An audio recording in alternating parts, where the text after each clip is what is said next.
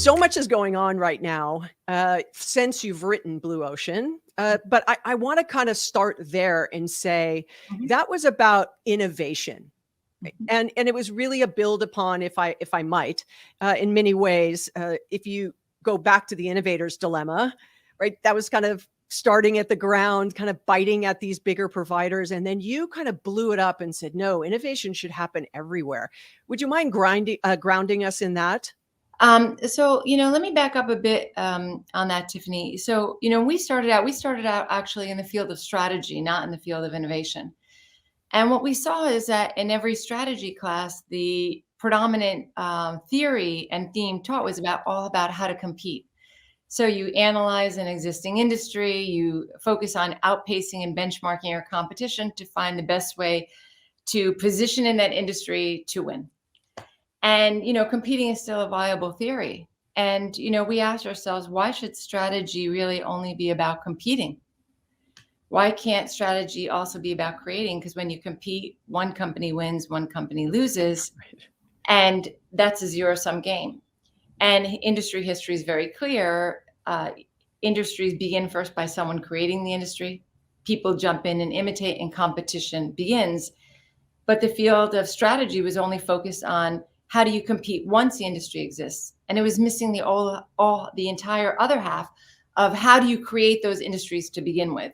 So that's why it's called Blue Ocean Strategy, is because we said, well, wait a minute, let's explore that other half of how theory of strategy can be about creating, as opposed to only competing so they can complement one another. We dove in and we named existing industries and competing red oceans, to your point, because they were intensely competitive, bloody, lots of sharks, tough. And it kind of a race to the bottom in many industries, right? Everyone's so much benchmarking. And then we call these new markets companies were creating these blue oceans of new market space where you didn't really have competition there. So we really began our research stream in the field of strategy. And that's how that started. And that was the red, the blue. And so it's a theory of competing complemented by a theory of creating. And voila, that would be Blue Ocean Strategy. And what would be the role of execution in that? So it's very important. So, the second part of the book on Blue Ocean Strategy in particular really talks about how do you start to give some of the key principles. How do you overcome the organizational hurdles of, hey, I don't have enough resources, or hey, my people are wedded to the status quo, or I can't get them motivated to do it, or there's a lot of politics, shoot you down before you stand up and do something different, and build willingness to execute. But the truth is, it's our second book, Blue Ocean Shift, that really addressed execution, because after Blue Ocean came out, and as you said, really entered the business lexicon, we had people all over the world coming to us and they say, listen, Chan and Renee, here's our situation. We're stuck in this red ocean to begin with. And our challenge is not to just like a startup create this blue ocean. I need to shift this monster out of the red to the blue. How do we do it? So we had all these companies around the world applying the ideas already, even governments. So we started to speak with them, work with them. Our friends that we knew were working with them, others we read about doing it. We jumped in, we said what works, what doesn't.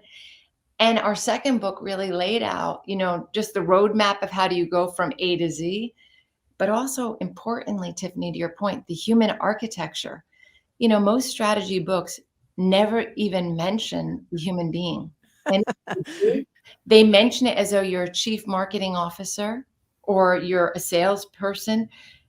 But actually, we don't show up as a chief marketing officer or salesperson. We show up as a person, a human being. And we are, vulnerable. We're afraid to make a mistake, and we're afraid to step from what we know to explore new possibilities, which is Blue Ocean. So we introduced that concept really of humanness and teaching people how do you step beyond your comfort to your discomfort to move. And that's really the second book. So it's so execution is really critical.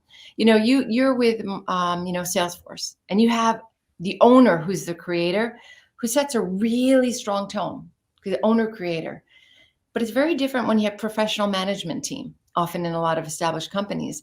And so those types of understanding, it's important in all organizations because we're all human beings collectively brought together, but it really is. And so Blue Ocean Shift actually is real, all companies that were applying the ideas in action. And, how did they make those shift? What works, what doesn't? and how do you overcome the hiccups along the way?